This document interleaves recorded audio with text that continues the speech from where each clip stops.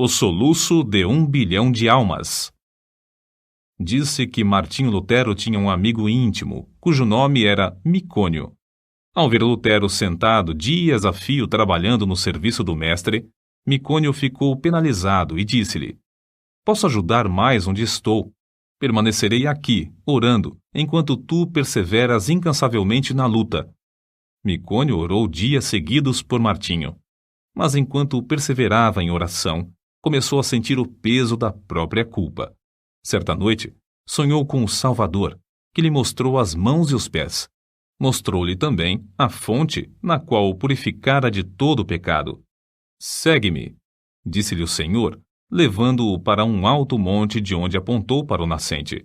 Micônio viu uma planície que se estendia até o longínquo horizonte. Essa vasta planície estava coberta de ovelhas, de muitos milhares de ovelhas brancas. Havia somente um homem, Martinho Lutero, que se esforçava para apacentar a todas. Então, o Salvador disse a Micônio que olhasse para o poente. Ele olhou e viu vastos campos de trigo brancos para a ceifa. O único ceifeiro que lhe dava para cegá-los estava quase exausto. Contudo, persistia na sua tarefa. Nessa altura, Micônio reconheceu o solitário ceifeiro. Seu bom amigo, Martinho Lutero. Ao despertar do sono, tomou esta resolução: Não posso ficar aqui orando enquanto Martinho se afadiga na obra do Senhor. As ovelhas devem ser pastoreadas, os campos têm de ser ceifados. Eis-me aqui, Senhor. Envia-me a mim. Foi assim que Micônio saiu para compartilhar o labor de seu fiel amigo.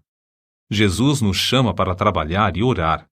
É de joelhos que a Igreja de Cristo avança. Foi Lionel Fletcher quem escreveu. Todos os grandes ganhadores de almas, através dos séculos, foram homens e mulheres incansáveis na oração. Conheço como homens de oração quase todos os pregadores de êxito da geração atual, tanto como os da geração próxima passada, e sei que, igualmente, foram homens que oravam intensamente. Certo evangelista tocou-me profundamente a alma quando eu ainda era jovem repórter de um diário. Esse evangelista estava hospedado em casa de um pastor presbiteriano. Bati à porta e pedi para falar-lhe. O pastor, com voz trêmula e com um rosto iluminado por estranha luz, respondeu: Nunca se hospedou um homem como ele em nossa casa. Não sei quando ele dorme. Se entro no seu quarto durante a noite para saber se precisa de alguma coisa, encontro-o orando. Vi-o entrar no templo cedo de manhã e não voltou para as refeições. Fui à igreja. Entrei furtivamente para não perturbá-lo. Achei-o sem paletó e sem colarinho. Estava caído de bruços diante do púlpito. Ouvi a sua voz como que agonizante e comovente, instando com Deus em favor daquela cidade de garimpeiros, para que dirigisse almas ao Salvador. Tinha orado toda a noite. Tinha orado e jejuado o dia inteiro. Aproximei-me furtivamente do lugar onde ele orava prostrado. Ajoelhei-me e pus a mão sobre seu ombro. O suor caía-lhe pelo corpo. Ele nunca me tinha visto, mas fitou-me por um momento e então rogou: Ore comigo, irmão. Não posso viver se esta cidade não se chegar a Deus. Pregara ali 20 dias sem haver conversões. Ajoelhei-me ao seu lado e oramos juntos. Nunca ouvira alguém insistir tanto como ele. Voltei de lá assombrado, humilhado e estremecendo. Aquela noite assisti ao culto no grande templo onde ele pregou. Ninguém sabia que ele não comera durante o dia inteiro, que não dormira durante a noite anterior. Mas, ao levantar-se para pregar, ouvi diversos ouvintes dizerem: A luz do seu rosto não é da terra. E não era mesmo. Ele era conceituado instrutor bíblico, mas não tinha o dom de pregar. Porém, nessa noite, enquanto ministrava, o auditório inteiro foi tomado pelo poder de Deus. Foi a primeira grande colheita de almas que presenciei. Há muitas testemunhas oculares do fato de Deus continuar a responder às orações, como no tempo de Lutero, Edwards e Judson. Transcrevemos aqui um comentário publicado em certo jornal. A irmã Dabney é uma crente humilde que se dedica a orar. Seu marido, pastor de uma grande igreja, foi chamado para abrir a obra em um subúrbio habitado por pobres. No primeiro culto não havia nenhum ouvinte. Somente ele e ela estavam presentes. Ficaram desenganados. Era um campo dificílimo. O povo não era somente pobre, mas depravado também. A irmã Dabney viu que não havia esperança a não ser clamar ao Senhor e resolveu dedicar-se persistentemente à oração.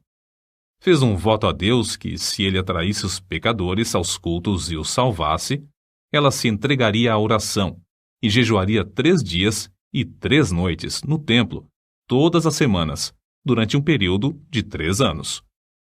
Logo que a esposa daquele pastor angustiado começou a orar sozinha no salão de cultos, Deus começou a operar, enviando pecadores a ponto de o salão ficar superlotado de ouvintes. Seu marido pediu que orasse ao Senhor para que ele lhes desse um salão maior. Deus moveu o coração de um comerciante para desocupar o prédio fronteiro ao salão, cedendo-o para os cultos. Continuou a orar e a jejuar 3 vezes por semana, e aconteceu que o salão maior também não comportava os auditórios.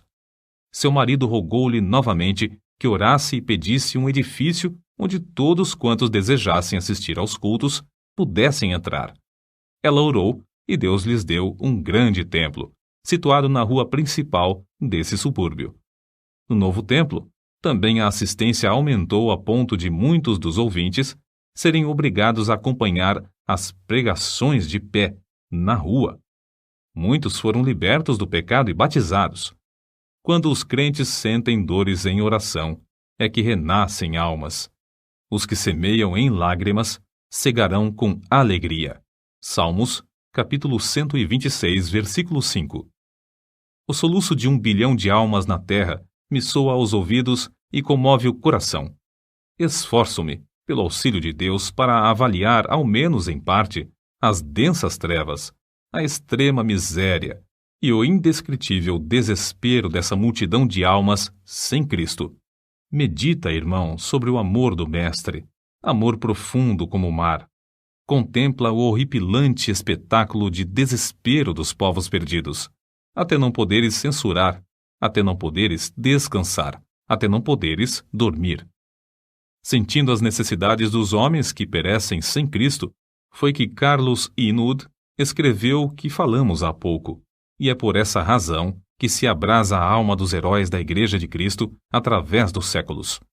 Na campanha de Piemonte, Napoleão dirigiu-se aos seus soldados com as seguintes palavras: ganhastes sangrentas batalhas sem canhões, atravessastes caudalosos rios sem pontes, marchastes incríveis distâncias descalços, acampastes inúmeras vezes sem coisa alguma para comer.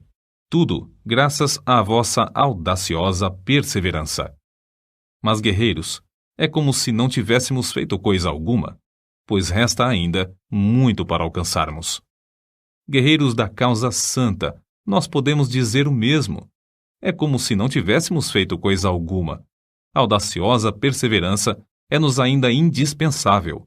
Há mais almas para salvar atualmente do que no tempo de Miller, de Livingstone, de Patton, de Spurgeon e de Moody. Ai de mim se não anunciar o Evangelho.